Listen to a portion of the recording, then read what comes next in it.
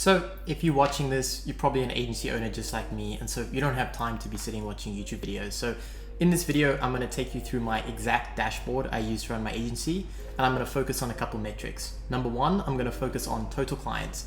I'm going to focus on churn rate, average retention, average LTV, total MRR, total capacity, and revenue per team member.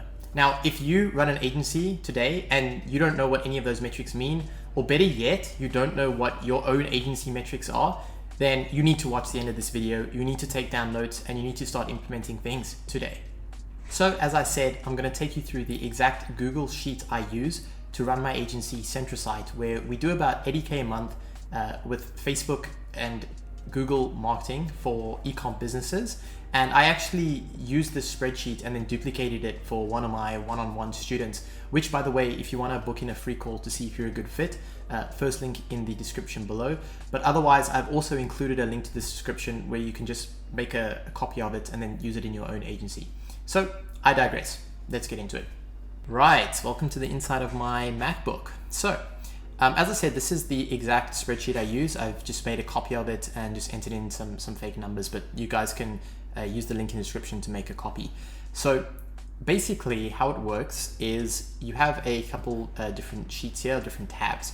This is your progression. In other words, this is comparing month by month with some key metrics over here, which have to be manually entered in. And then it's taking all of this and turning it into a graph.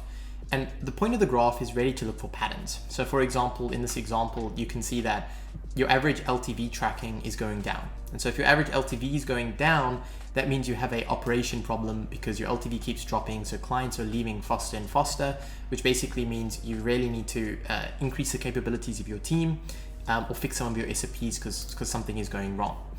And all of these numbers basically come from this spreadsheet. And this updates on a monthly basis. And I'm going to take you through it now. So first of all, you'll notice that it says Team 1 and Team 2. And by the way, if you're wondering what Centrasyte is, that's the name of my agency. So Team 1 and Team 2 basically consists of a pod with clients inside. And so a team, at least in my agency, consists of an account manager, which basically is my CMO across the agency, and then a media buyer who obviously runs the ads. And then we have all of the clients inside that pod. How it works is we have client names here, ABC, at the date the client started, and then when we lost the client, so let's say that we lost client B, then we'd say that we lost them, and we would say that we, let's say that we lost them like on the 10th of the 11th, 11th, let's make it 2022. Right, and you'll see what that did is it just went and updated a bunch of numbers. Okay, because you can see I now retain this client for 10 months because it basically took the difference between this date and this date to see how many months I retain them. Or what it did for the clients that I have not lost, like this one, you can see what it's doing is it's taking today's date, which is the 7th of March, against that date and working out how long it's been. And then from there, it's just using the MRR, in other words, the monthly amount that they pay us as a retainer.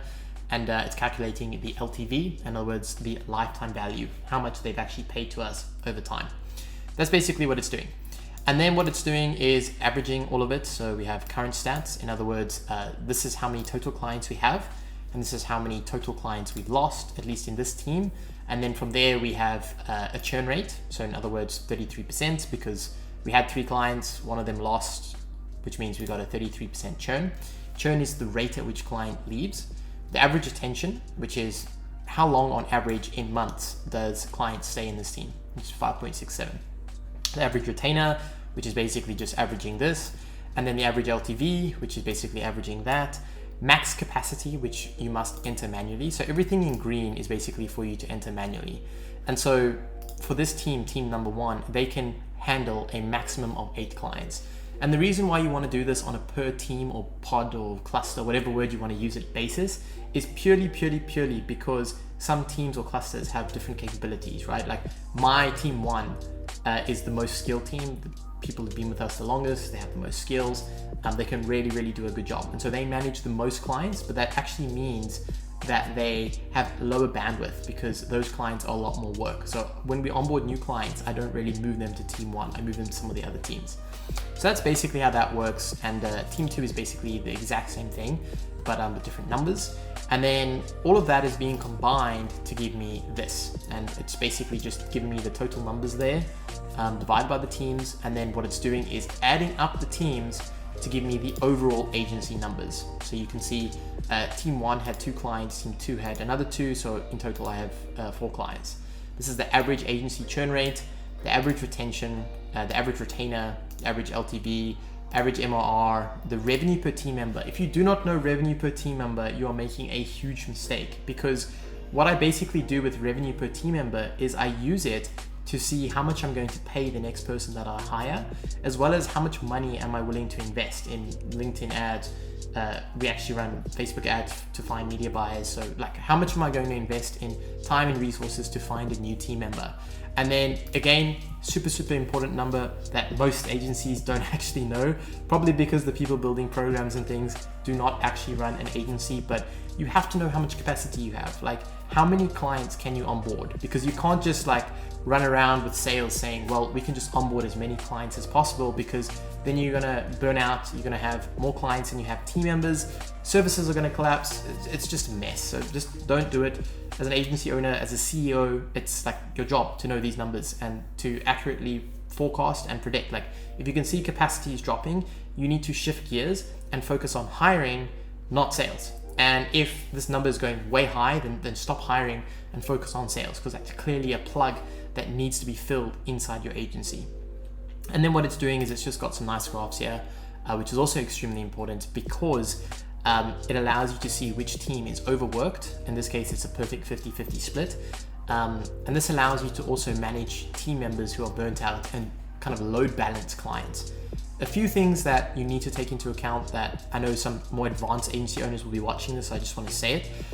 It is not always good to have a 50-50 split like this, as I said, because some clients are more important than others. So this split is just working on the number of clients managed, but one client does not equal one client, right? Like, a client who's spending 100K is different than a client spending like 2K a month. And so you kind of have to do a little bit of load balancing. You have to know your team, know your clients, know your numbers quite well, which just comes with practice.